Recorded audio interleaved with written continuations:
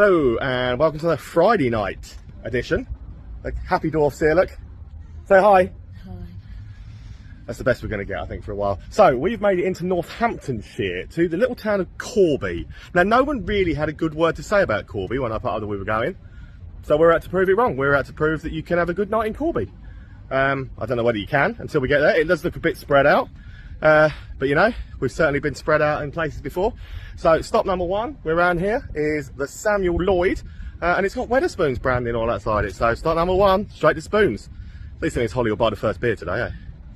So yeah, it is the Wetherspoons. It's a nice Wetherspoons, to be honest. The toilets are on the normal level because there is no actual upstairs. It's on the side of a Hilton hotel and stuff as well. The bustling little area around this, like it's almost like, would you call it posh Wetherspoons? Yeah, it almost posh Wetherspoons. You know, posh Wetherspoons, but the price is still the same. So, and the toilets are on the right level. The toilets. I love it when it happens. I might even go twice in here just to celebrate. So it is literally, so that just there that I'm pointing out in the lights there is the Samuel Lloyd.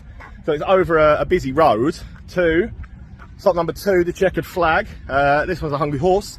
So this is not, looking at the map, this is not town of Corby. It counts as Corby, so we're doing it, but this is the outskirts, definitely. And then we're going to head towards the town centre. So I think there's 3, it looks like there's quite a few outskirtsy ones, so we might be on the outskirts for a while, but eventually we will get to the town, I promise.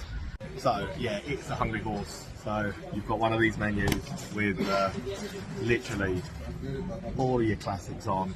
It's so cheap food for and the plates are always piled really high. You get a lot of food at a cheap price. And their festive feast menu on as well. So you know, yeah, it's semi-busy early on, Christmas and stuff. But it is what it is. You know, we're not a massive fan of Hungry Horse as a brand in general, but I mean, staff are friendly. The Peroni tastes all right. Can't really complain. Onwards from here. A swift, brisk walk in the cold. Well, it'll take you about 7 or 8 minutes. And it'll bring you into what looks like a housing sort of area, housing estate maybe. So a big beautiful looking pub from the outside, to be honest though, called the Shire Horse pub. So that is going to be stop number 3 so far. So first one that's not a chain for the night, so good-o. Yeah, non-chain pub, not as big as I was expecting it to be inside actually, it looks bigger from the outside. Around, so that is the full extent of the pub. Looks like they have a carvery, or some of the stuff is out ready for Sunday. Cheap prices. Obviously a locals pub. As I said, in amongst the houses and stuff like that, so it's understandable. But yeah, so far so good with Corby. 3 out of 3. Right, stop number 4 should have been the Kingfisher, which is on this housing estate as well. It was a couple of minutes down from where we were, but that is well and truly shut down by the looks of things for now. Housing estate pub, yeah, all in darkness on Friday night. So we've moved to the Domino Inn, which is our next port of call, which is now going to be stop 4 of the night. Got a screen and stuff outside in the garden. It's always good. Housing estate pub again, but yeah, it looks friendly enough. Yeah, this was really friendly. This is everything community local, like loads of events, like Friday night karaoke, Saturday karaoke. That bar in there's got a pool table in there, so it's really busy in there. We've come into this second bar where it is quite quiet compared to the other bar, so I can get a little bit of film. And everything a community local should be. It's definitely a locals pub. Staff are friendly, customers all seem friendly. It's a really decent sort of housing estate, out of town boozer. So moving round, we still feel like we're still in sort of suburbia. We're still in the housing estate sort of bit. So we've come to another one. It's a big modern looking pub called the Phoenix. Not quite sure how we're going to get in yet, but there's a note on the door saying open, please use back door. So we're going to go and try and find the back door. I mean, I'm normally really good at following instructions and finding the back door. Oh well. This one feels super weird.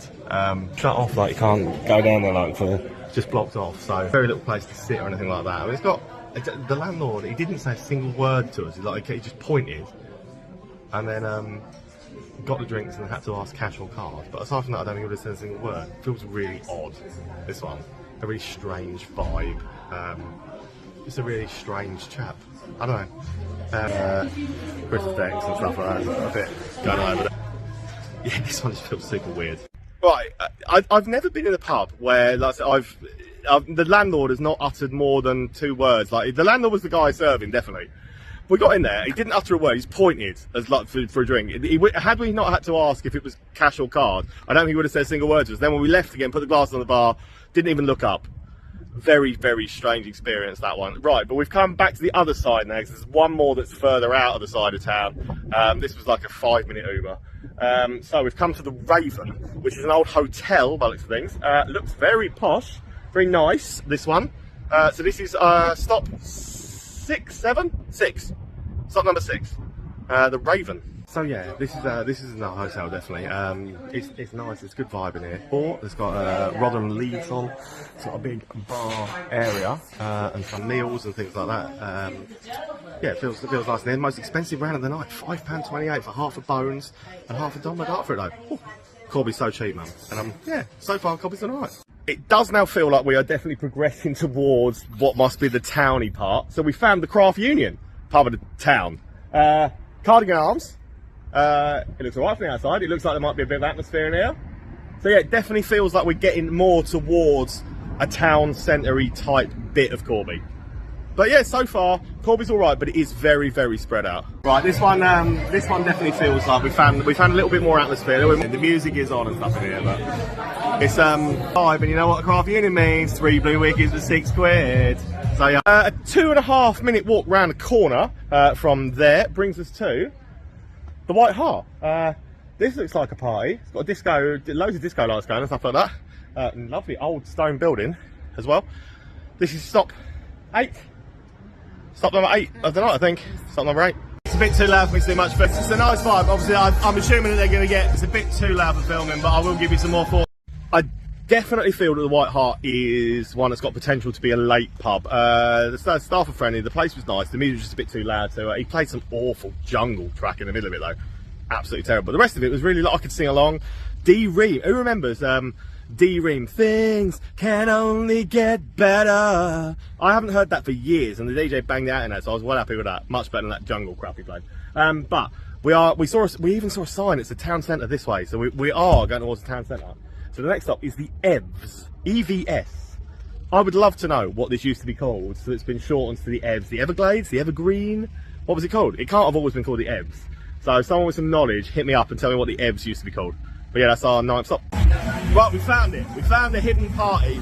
We're definitely getting towards the city, the town centre now. And there's a dance floor in here, but there's just a decent vibe, decent atmosphere in this. I'm liking the EVS. I think we've finally worked out where the party is and where to get to the town centre vibe. Right, I really, really liked it in the EVS. It's a good party atmosphere. They're playing some absolutely banging tunes.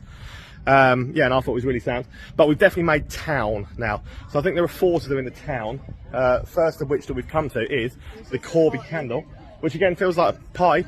This reckoned it shuts at 4, but it must be 4 AM. They need to update their Google, because it says they shut at 4 PM on a Friday and Saturday. Update your Google, Corby Candle, because you're clearly a late night boozer. So yeah, this is a 4 AM closer, not a 4 PM closer like Google says. So it's not mega busy yet. It's a mixed bag, isn't it? There's a real age range, different like yeah, loads of different like vibing going on. There's a DJ playing, but it's not busy yet, so it does look a bit empty. Towards the other side over that way is the dance floor and stuff. Again, the prices are cheap. Corby is cheap. That's one thing I would definitely say for it. It is cheap. We've not seen any aggro yet. We've not seen anybody that's particularly rude. And we've definitely now found a town, so we'll see what the rest of the night brings. So, little walk down to, it is a little walk, like a minute, down to the second Wetherspoons of the town. But this is the town centre Wetherspoons, obviously. It's a hotel as well, this one. And it is called the Saxon Crown. So, yeah, this definitely looks more like a town centre-y spoons. The Saxon Crown is stop number 10, I think. It's another nice Wetherspoons. But it gets quieter. It feels really, really quiet and subdued for a town centre. We're coming up for about 11 o'clock. They're up until 1, I think, according to Google. So this feels a bit subdued. It's nice. It's very beautiful on the. But yeah, it's like a really subdued atmosphere for now. What is definitely the town centre. So far, the party was definitely in the EVS. That's what it is. So I think we've got 2 more to go. We've got one of the lounge brands, and I can't see there being a massive party in there. And Posh Paddy's, maybe an Irish bar. Maybe the Irish bar's where it's happening. Corby's all right. It's nice. You can have a good time there, but I think you need to pick carefully where you go. So up through the shopping precinct. I mean, it's not picturesque in any way, shape or form, if I'm honest. It is a shopping precinct. But it brings us to Paletto Lounge, which is part of the Lounge brand. Obviously done an absolute stack load of these already, so we know exactly what we're going to be getting in here. Should be all right. We've got this, and then Posh Paddy's to do, and then we've pretty much done Corby. Yeah, it's what you expect. It looks like a lounge. It sounds like it's got the lampshades, it's got the thing. But the ladies working here, that's probably the best welcome, the friendliest welcome about any of the lounges. We've even got free cake, and not because we're people that are special. We've got free cakes. It was about to go in the bin, and they didn't want to see it go in the bin, so they fed us free cake. But you know what? Yeah, this is really nice. Really lovely people. Really good vibe and stuff in here. We like the lounge brand anyway, but yeah, this one's top notch. Yeah, lovely lassies in that lounge, to be honest. Gave us directions to Posh Paddy's. I mean, they didn't agree on the directions, but Google Maps. So our final port of call, final one of the night is Posh Paddy's. Then we would have done Corby. So let's do this. Then I'll wrap up and tell you what we thought of it. This does exactly what it says in the tin, to be honest. It's an Irish bar, but it's a posh Irish bar. It's plus with a little seats and sound. So it feels nice. It's a good vibe. It's a nice way to finish the night. I'm going to do a little bit of summing up outside. But yeah, Posh Paddy's is, it does the job. It says what it is, and it is. Posh Irish bar. We might actually fall out before we get home. We're about to play Jenga. I haven't played Jenga for ages. This is intense, man. This is intense.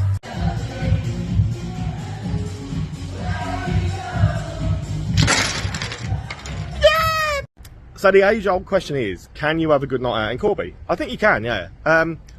It's quiet. It's a Friday. It is quiet. So it's obviously quiet on a Friday anyway, but it's very spread out.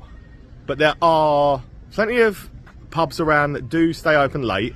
There's plenty of variety in the places you go. We've come down for something to eat now, so the town where we've walked from is just there. So the kebab shop, Mia's, there's a couple down here. They're only open till like 1 AM though, so there's pubs open till 4 and only kebab shops open till 1. So that feels like a massive missed opportunity. But no, we have had a good time. We've had a nice night. We would come back. We've seen no trouble. We've had no hassle. It's been fine, but it's very spread out. I think if you're doing Corby, you need to know where you're going. You need to set a destination to go to.